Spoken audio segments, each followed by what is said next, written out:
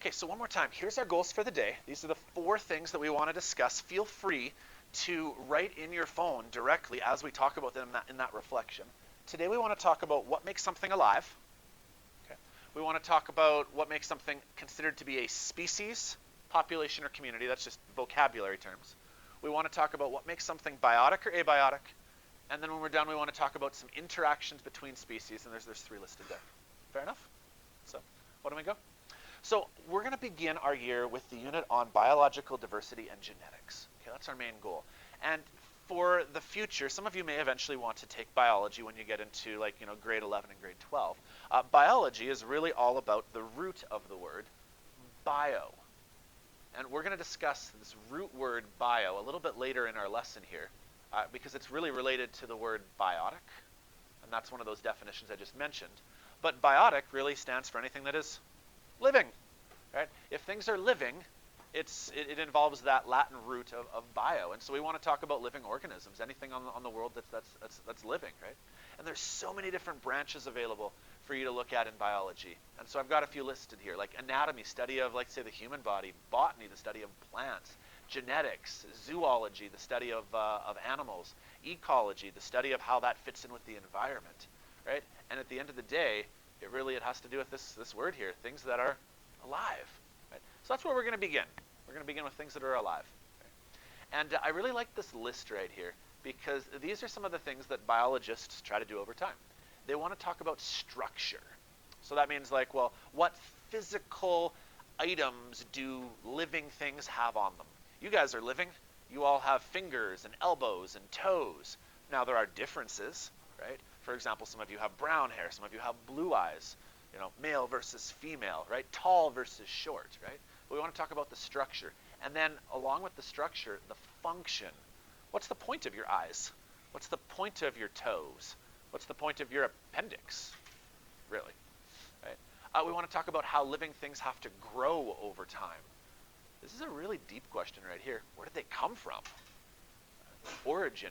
Where did these things begin? And how do they change over time? Evolution, really at its core, is about changes over time.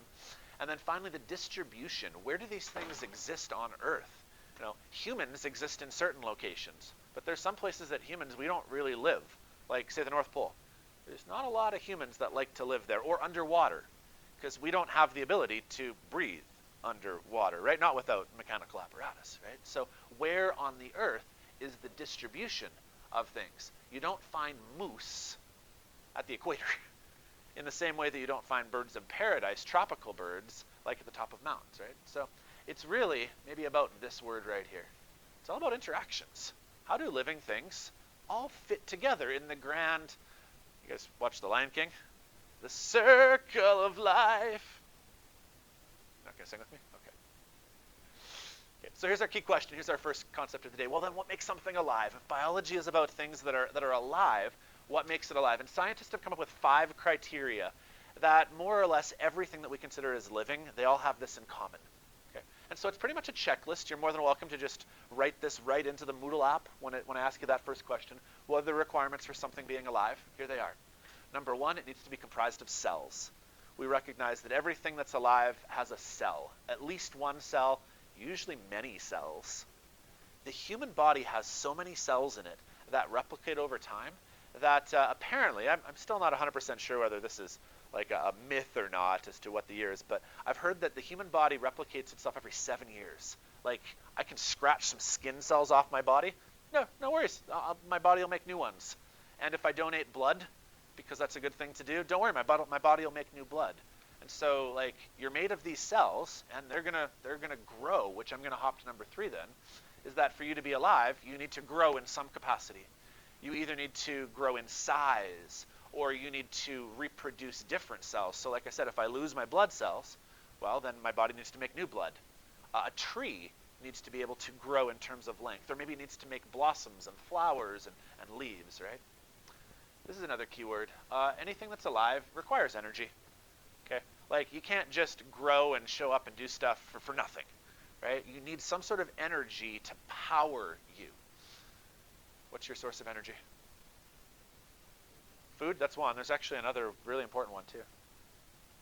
You can't just live by eating water, and there's one more big one.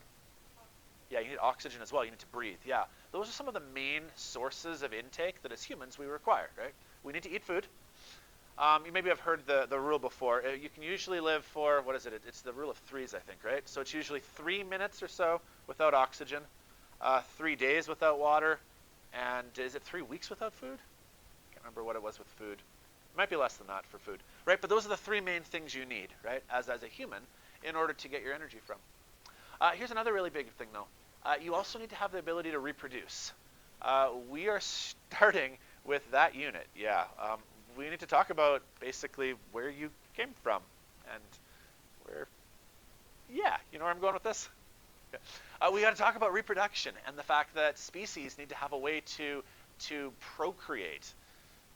They need to have a way to have babies, in a way, right? And specifically, it's because like the human race or the race of any particular organism, if we don't have the ability to reproduce, we'd all die off, right? If I did not have the ability to have children who can then have children who can then have children, if we all of a sudden just no one was able to have kids, well, this would be the last generation on Earth, right? And I mean, that would happen to anything that's alive. If all of a sudden trees couldn't make more trees, well, now we have a fixed amount of resources. As soon as they're gone, we're out of luck, right? So you have to be able to reproduce to be considered alive. And this last one right here is about being able to adapt, right? You need to have the ability to have stimuli that cause this organism to do something different, to adapt, to make changes. Really basic example, but this morning when I had the blind all the way open, it was a little bit bright. And we adapted. We said it was getting a little bit too much sun in the eyes for a few of you, so I drew the blinds down, right? That's a sign that we are living things, because we had the ability to recognize a stimulus, the stimulus being too much light. We had the ability to adapt meaning draw the blinds. Therefore, we can survive. Okay, I don't think anyone is going to die because of too much light in their eyes. But for many species, if they don't adapt, their survival is in the balance, right? Even just take the coronavirus scare that's happening in China right now. If humans don't adapt and figure out how to solve that problem, I mean, an epidemic, a pandemic can take place, right? Where all of a sudden that disease, the virus is going to take over the world, right? We need to be able to adapt. There are some species that for their very survival, they can camouflage themselves. Like say a chameleon. You guys ever heard of a chameleon? It literally can change its colors based on where it's staying. And that's entirely so that it doesn't get captured and eaten as prey. Right? So anyways, long story short, these are your main things that make something alive. Now, our next topic then is we can then start to categorize two different things based on, well, are they alive or are they not? I mean, literally, these are two things that there's no in between. You can't have half and half. You can't be like half living, half not living. Either you're alive or you're not. There's no Frankenstein's monster here, right? So here's some great examples of living things. Animals, plants. We're not really going to cover protists, fungus, and bacteria, but you can probably imagine that. I mean, we're talking like small-celled, one-celled organisms, viruses, germs, that sort of stuff. We're mainly going to cover these two things. Those are things that are alive. But water and light and rocks and air, those aren't alive, right? Because air doesn't grow, and minerals and rocks, they don't reproduce. You know what I mean? So you can really then categorize these things into living things, which are considered to be biotic, and non-living things, and the word we use for that is abiotic. So biotic is things that are living, and abiotic are things that are not. Fairly straightforward, I think. So now, the word we then use to describe all of these living things and how many of them there are, this is really one of the key words for a unit. It's called diversity. Diversity is basically, well, how many different things do we have in the world, right? If all we had in the world was people, that would be really, really boring food chain. I'm not sure actually that we even could survive, because we rely on other things for our survival, right? We need plants, we need animals, right? But diversity is how many different types of living organisms there are. And it's estimated there are over 100 million different types of organisms in our world. From the different types of bugs, to birds, to fish, to dogs, right? There's so many different types of organisms. And so here's the vocabulary that we use, okay? I actually seem to have put these questions in the wrong order. This question right here is the third one, or the second one. How do we categorize all the stuff on Earth? and it's fairly straightforward. A species is a type of organism. Like, for example, humans. Right? I am of the species, I'm a human being. Right? And then you could have the species of, say, a cat, or the species of a daffodil flower. Right? And that's where I have the same structure and I reproduce with one another. Right? And so flowers have the ability to reproduce with other flowers. So daffodils would be an example of a species. Well, a population is a group of them. We right now are a population. I am a species, I'm a human. Collectively, all of us make a population because there's more than one. You see the difference there? Species is one. This is many. But the other big thing about it is that we're in the same area and time. We're all in the same area, and we all exist at the same time, right? So it wouldn't be fair to call me and a person in China right now part of the same population. We're of the same species. We're both human. But me and a random person in China are not of the same population because we're not right next to each other. Does that make sense? So one, many, but the many meaning like in the same space. And then a community is where you have different populations of different species. So a really good example of that would be like a community garden. Right? In the garden, you might have multiple daffodils. You might have multiple roses. You might have lots of grass. You might have some birds. Well, you have multiples, so that makes it a population. They're all in the same place. That's good. But then you have multiple types as well. So we're not just talking about multiple meaning like 1, 2, or 3 of a cat, 1, 2, or 3 of a dog, but now you have cats and dogs and birds and bees and flowers, and you put all of that together, and we then call it a community. So I guess in a way right now, we actually have a community here because we have people, and over on the side, I have some plants. So I guess technically I'm stretching things a little bit, but we do have kind of a community here because I have that. And if there was, like, I don't know, Eva has like a pet iguana, that would also help provide the diversity of our community. The more species you have. Here's a picture that hopefully kind of illustrates the concept I just mentioned. So there's an individual. An individual would be then your species. So this would be, I don't know, some sort of flower. A population is a group of the same species. So here we had one flower, here we have many flowers, right? And they're in the same spot and time. Not that we're breaking the space-time continuum yet. Community then, right? Now we've got a tree, we've got this flower, we got this bug. I don't know what that thing over there is, but whatever it is, there's lots of things going on, right? So that makes it a community.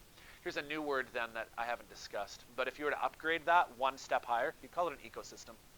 An ecosystem is basically a community, but now we count the non-living things. Right? So if we want to talk about our ecosystem, now we can talk about desks and plastics and all the other stuff that's not alive, right? My water bottle is now part of our ecosystem. My water bottle is not part of my community because water is not alive. Fair enough? Cool. Okay, so that's what this slide right here is about. I'm going to start walking around. I'm tired of sitting here. So an ecosystem then, like you guys can read, is where the biotic and abiotic things just come together in the same place. And one of the words we use to describe this is called a system. Okay, we'll use that word a few times over the course of the year. Okay. Now, we want to have genetic diversity within a species as well. We don't want everyone to look the exact same. It's actually not very healthy for species to always look the exact same as each other. As an example, I found this slide right here that talks about all the different tigers in the world. All of these are of the species of like a tiger, but they have subtle variations where there's like, do I have the Bengali tiger? Yeah, there's the Bengal tiger down here, which is probably mostly found in like, say, like India and that sort of area. But then there's tigers that are only found in South China. There are some tigers that are found like in Russia, Siberian tiger, there it is, right? And so although they're all tigers, they're all slightly different from each other. They've all adapted a bit differently. If you were a tiger that lived in the Russian forest versus a tiger that lived in India, you can kind of imagine that this tiger right here probably has a thicker fur coat because it's colder. Does that make sense? Right? And so you need to have a slightly different adaptation, the ability to survive in your various locale, right? And that's what I've got right here. Based on geographic location, there's subtle differences. What we do know is this sentence right here. I'm going to highlight it here. We know that there is much more diversity closer to the equator. We don't have nearly as many species up here in Canada, and like the further north you go, there's not many things that can survive at the North Pole. Right? Like at the North Pole, you're going to find, I don't know, some caribou. They won't even get that far north. You're going to find some polar bears, right? But that, like the list of things that can survive in the extreme cold, pretty small list, eh? Whereas if you want to talk about the rainforest, there's way more stuff at the rainforest because there's so much moisture, there's so much heat, there's more energy at the equator. Okay. This is even a really good example to describe the amount of diversity that we need to have. The amount of dogs variations that there are, right? Now, they're all part of the dog variety because you can actually interbreed different types of dogs, right? For example, I have a Labradoodle as a dog. Anybody know what a Labradoodle comes from? Yeah, go for it. Yeah, do you know what like a Labradoodle, like what the two parent strains are from that? So a Labrador. Go ahead. Exactly. Yeah. And so a Labrador and a Poodle are two different varieties of dogs, but they're still able to breed with each other, have offspring, and it makes an entirely new type, right? They're all still part of the dog family, right? So that's what I love about this slide right here is that many of you maybe have dogs that are like hybrids, right? Where you can kind of put a Yorkie together with a Schnauzer, or you can put a Chihuahua with a Rottweiler. Okay, some of those combinations don't really work, right? But does that make sense, though, this idea of diversity, right? And this is only with dogs. This isn't even to talk about, oh, how many cats are there? How many bugs are there? How many birds are there, right? So this is a really good example of what we want for variation. We actually have a way of categorizing it. We don't spend a ton of time on this in grade 9, but if you enjoy this sort of task in grade 11 and grade 12 biology, you'll spend some time talking about the classification system. And you maybe have heard of this before, maybe not in great detail, but it's the classification system came from Carl Linnaeus. And it goes like this. It talks about first your kingdom, then your phylum. Now, we usually don't do subphylum. Then it's class, order, family, genus, and species. Kingdom, phylum, class, order, family, genus, and species. And so as an example, like a good example of a kingdom would be something like plants or animals. So like a wolf and a bull trout are both part of the animal system. Now, I know this word, it doesn't actually say animal because it's the Latin. So it's like animalia, I think it is. Right? So it's actually using Latin, but an example of a kingdom could be animals. Right? You and I would fall under that large category. But like, are we that similar to a wolf? Well, like when you kind of come down, we could talk about whether things have vertebrae or not. Like that's one example of a subphylum. Do things have a backbone? Right. Usually, though, we talk about the last two. We talk about the genus and the species. And that's what I have right here, genus and species. You probably know a couple of these just from everyday lingo. Humans are categorized as Homo sapiens. Ever heard that phrasing before? You've heard of that one before? Yeah. So humans are Homo sapiens. And we are part of the animal kingdom, but we usually just talk about like the last two right here. Another good example, nope, I don't have it on the slide, is the wolf. Oh, you can see it here. It's so small. The wolf is the Canis lupus. Now, maybe you don't know as much about the lupus part, but anyone know what the word canis is kind of similar to? Canine. Ever heard of the canine family? What does canine refer to? Well, that's what we think, but canine is really the larger grouping of things that have dog-like characteristics. Does that make sense? So we use canine to talk about dogs, but it's one order up. It's up here. Dogs would be the bottom category, and canis is the larger group of things that have dog characteristics. 4 legs, hair, sharp teeth, stuff like that. So, okay, now here's our last thing we need to talk about here is, well, how do these things survive? And there are many interactions that species have that are necessary for survival. It's not possible for us as humans to live by ourselves. It wouldn't be. For example, if there was no trees provide us our oxygen, and we need oxygen to breathe, right? So we absolutely need to have, as part of our community, we need to have trees. Otherwise, we couldn't breathe, right? But we need food. Now, it depends on what you eat as food, right? So some of us eat meat, some of us eat plants, but you need that as part of your system. And so you always need to have other species for survival. I've got just some basic examples here. Some deer, they need trees to protect them from the wind. And to be honest, probably from predators as well. You guys seen Bambi? The movie Bambi, right, where Bambi's mom says, don't go play in the meadow unless it's really safe, right? Like deer absolutely need trees for their survival. Plants need insects. Plants can't pollinate themselves unless bugs literally take pollen from plant 1 to plant 2. Humans need oxygen. Carnivores eat other animals, right? You guys can literally read off the slide here. So there are 3 types of interactions we want to discuss here to end our lesson for the day. And here's the 3. They're predator-prey, symbiosis, and competition. And you'll see that symbiosis actually has 3 subcategories. So I kind of need you to know, I don't know, 6 words. Okay? You will know all of the concepts. I guarantee you'll know the concepts. What you just need to know is what the vocabulary word means. Okay? So let's go through them here. The first one is predator-prey interactions. And this is basically where, well, one species eats another, right? One is a predator, one's a prey. You guys watch Zootopia? You're too old for that one. My daughters love Zootopia, right? Where there's the predators who eat the prey, right? And there's a few different types of ways we can categorize people, not people, things. There's herbivores. They're going to eat plants. There's carnivores. They eat meat. Anybody know what an omnivore does? Yeah?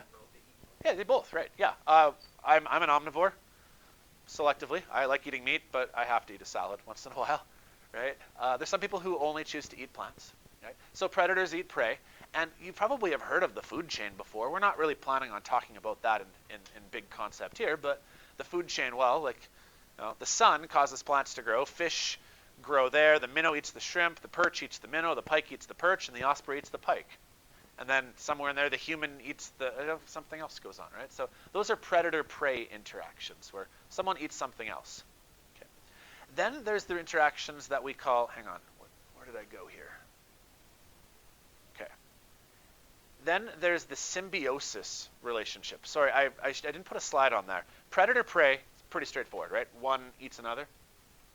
Then there's the symbiosis relationships that we have, and there's 3 here. Okay. The first one's called commensalism.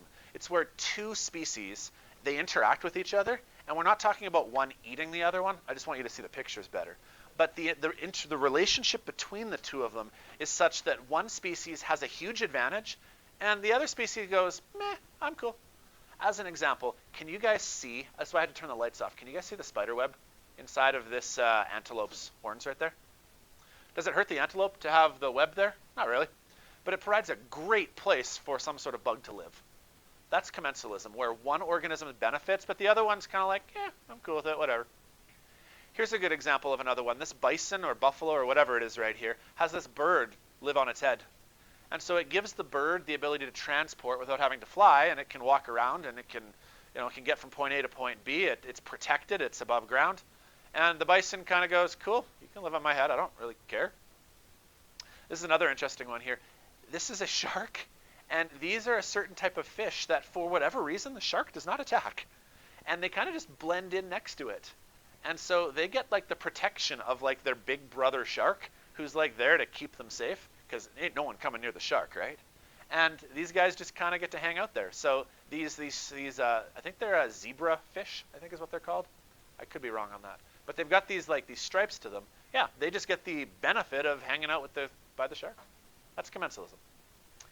Mutualism is very similar, but with one tweak. Mutualism is where both species benefit. So it's not a win-meh. It's more of a win-win. These are like the best scenarios where it's really best for both species. As an example, this is one of the coolest one. This is a bird that will literally clean the crocodile's teeth. And so it's win-win. The crocodile does not eat the bird, believe it or not. You'd think, why doesn't the crocodile just go, lunchtime? Yeah, because this is its dentist. And this bird will pick stuff out of the crocodile's teeth. Because, I mean, what does a crocodile need to survive more than anything else? Healthy teeth. Does it have the ability to brush its teeth like you or I? Think of the gingivitis, right? Like, it doesn't floss, right? But the bird picks stuff out of its teeth. So the bird eats, and the crocodile gets its teeth cleaned. That's mutualism, one of the best examples I can think of. Right? Any sort of animal that pollinates undergoes a win-win scenario here, where the bee is able to get what it needs in order to produce its honey, but as the bee goes from plant to plant to plant to plant, it carries pollen with it, and that causes the plants to reproduce. And so it's win-win. The bee gets what it needs for its food, and the plant gets pollen carried from plant 1 to plant 2. Same thing with the hummingbird. Oh, pardon me. Give me a second. I need a drink of water here. Ooh. That's what happens when you talk for half an hour straight. Hey. Okay, parasitism is where one item benefits and the other one is harmed. It's almost like predator-prey in a way, but we're not talking about one item eating the other one. Predator-prey is where like, I'm going to consume you. Does that make sense? Parasitism is where one organism is benefited, the other one is harmed. Classic example is a mosquito. Mosquitoes get our blood. What do we get? Itchy. We don't. It's not helpful to us. Now, it doesn't kill us. Does that make sense, though? This is not the mosquito eating us, so it's not predator-prey, but it doesn't help. Anybody know what this is? It's a leech, yep. And a leech basically is the exact same concept as the mosquito, right? Leech sucks your blood, and we get a welt, right? This is a tapeworm, for what it's worth. Sorry to gross you out in the morning here. That's a tapeworm. It'll live inside your stomach or intestines, and it'll feed on the nutrients that your body was supposed to have for it to grow, and that doesn't help you. But again, it's not predator-prey because it's not eating you. It's just stealing your resources. So that's parasitism. Can I go over those one more time here? Commensalism is win, meh. Mutualism is win-win. And so that makes parasitism win-lose, right? One is win-lose. One is win-win. The other one is win, meh, I don't really care, whatever. Sound good? Cool. We're almost done, I promise. We're getting to the end here. We also should talk about competition. Okay. Competition was the last one that was on this list right here. There's predator-prey, I eat you. Symbiosis, which is about relationship. Competition is about, well, just like the word describes, it's about how we're fighting for the same thing. Competition is the interaction between species in which nobody wins. Competition is win-lose in general. It's because we need to I have no idea if this photo is photoshopped. It probably is. Because I can't imagine this is actually a real scenario where like there's a dead zebra on the ground. And can you see how like there's a hawk and a lion and look at this over here. Something else over here to try to all feast on the dead zebra. The competition is basically saying, well, I want it and you want it, so we got to duke it out. You know what I mean? And so that's really a losing scenario. Well, I mean, you might argue, well, the lion's in the jungle, it wins. But what we're really saying here is that it's lose-lose because not all lions are going to be able to feast. Like, someone's going to be left out. And if not this time, then next time. So even though the lion might win this particular interaction, the next time it might not. So, but this is actually favorable sometimes. Competition size populations. That's a really important line to know. There are some species that we do not want to continue to grow exponentially for forever. I really want there to be competition amongst mosquitoes. Because I don't want mosquitoes to keep replicating until we just live in swarms of mosquitoes, right? Like there's certain things where we don't want them to be too many of them, right? And we can actually categorize this competition into two other vocabulary words. Species and interspecies. A slight tweak to the vocabulary. Intra means within a species. That would be like I put $100 on the table right there. It said first one to get it. You're all going like this. That would be intra-species competition because you're all humans and you're all fighting over the same thing. Does that make sense? Yeah. Well, then there's no competition, I guess. Interspecies competition would be if I were to throw a doggy treat out in the backyard for my dog, but a bird managed to beat it there, right? And so a hawk was watching and it was like, ooh, there's some food in the backyard. So my dog wants to go for the treat I threw out in the backyard. The bird wants to go through it, and they're fighting over it. Do you see the difference? One is human and human fighting, or dog and dog fighting, or bird and bird fighting. Interspecies is where a cat and a dog are fighting for the same resource. And I think this is my last slide here. Yeah. So dogs don't eat cats, though. Another word that we use then is the word niche. If you want to count right here, it's niche, not niche. And a niche basically is the place where organisms live within an ecosystem. It's what it eats.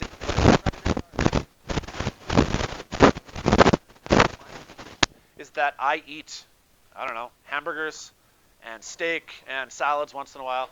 I don't have any predators, maybe a bear, but there's not many of them nearby. I live in Lethbridge. My range is about 5 kilometers if I have to walk, I guess.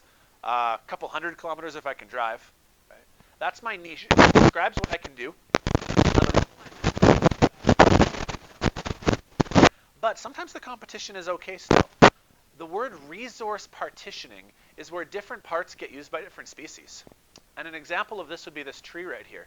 This tree is hibernated by many different types of birds. You can even see in the picture, this type of bird lives on top of it. Now, I don't know for what reason. We could look it up, I'm sure. But for whatever reason, this bird only takes the top of the tree.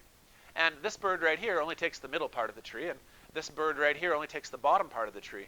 And so even though we're all competing for the same thing, where sometimes it actually works out where it's like, well, I needed this and you needed that, and hey, we're cool. First Nations people and Inuit are actually really well known for their ability, especially for things like when they went hunting for, say, caribou, bison, up north, especially if they were trying to catch like a polar bear or something like that for food, they would make sure that they used every bit of it, right? And so I might take the stomach and use it to make I don't know, I can't even think of the ideas here, but someone else might take the fur, someone else might take the bones, right? And so within species, often we're pretty good at sharing. That's really what resource partitioning is as a fancy word, is it's sharing and making sure that every bit gets used by somebody in their need. The niche is basically describing, well, what do you need? What do you need to survive?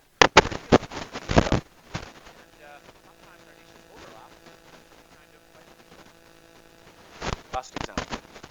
Humans on the west side of Lethbridge, our niche has clearly started to overtake one particular species. And I'm thinking of the deer that live on the west side. You guys have seen these before, right? Where there's just some deer that are like, they're domesticated, they just hang out and walk across the road, right? We clearly kind of took over their territory. Does that make sense? But we found a way to share resources still. Through resource partitioning, the deer have still managed to survive on West Lethbridge. Despite all the buildings we put up, all the roads we put up, all the barricades, we found a way to make it so that the land, the territory, the resources are still sufficient for them to stick around. Because if it wasn't, they would migrate somewhere else. Or they'd die. Sorry. Sometimes it's blunt in this unit. So, anyways, does that make sense? Cool. Okay, so let's do a quick recap here. We had 4 main goals of things we wanted to talk about written on the board over here by Jacqueline. Number 1, we talked about what makes something alive. So I feel like at the end of the lesson, hopefully you kind of can articulate to me or to someone else that you now know, here's what's required for things to be alive. There were 5 things on the list. Number 2, we talked about words. What's the difference between as you upgrade from 1 to many to, well, we have these and these, right? Hopefully you know the words.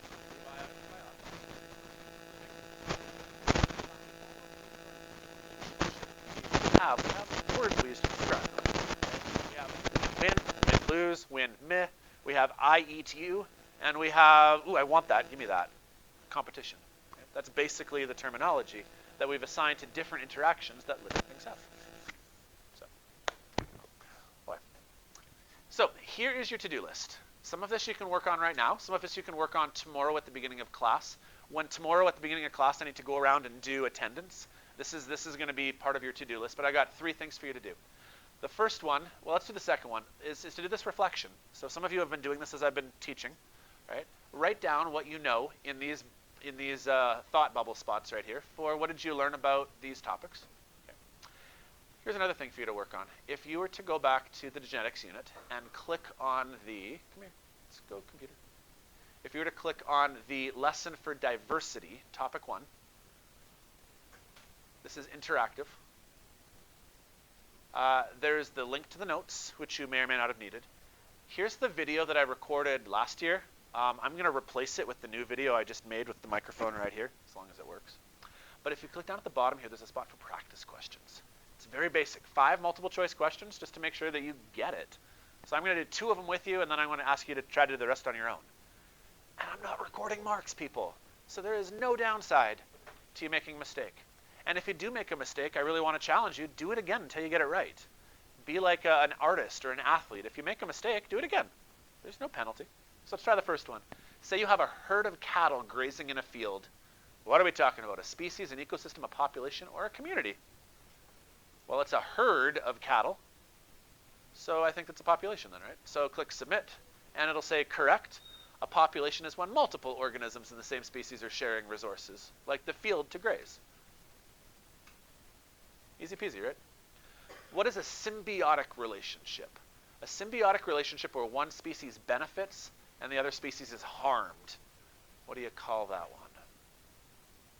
That was parasitism, parasites. Now, let's say hypothetically that, I don't know, you screwed up, you didn't know it. Who cares? We're here to learn. You click mutualism, you click submit. It'll say incorrect, it'll tell you about mutualism. When you continue the lesson all the way through to the end, you'll probably get a red X. I'm sorry that it's like, oh, big X, you suck at life. That's not what I mean here, okay? I'm sorry, that's the way the program works. What I want to challenge you to do is, if you don't get a green check mark because you made a mistake, do it again, right? It's going to take you, what, 2 minutes to do this task? But it's going to help you learn because it's helping you take memories from short-term to long-term file storage. And that's really the goal of learning. So, okay, I'm going to wrap things up. You guys feel free to take off when the bell goes. But those are the 2 things for you to work on. As well, if you haven't read the course outline, can you guys do that? And then tomorrow, we'll probably begin class by having you do that if you haven't. And we'll move on to a new topic. So, sound good? Cool. All right, thanks, everybody. Oh, what timing. Wow.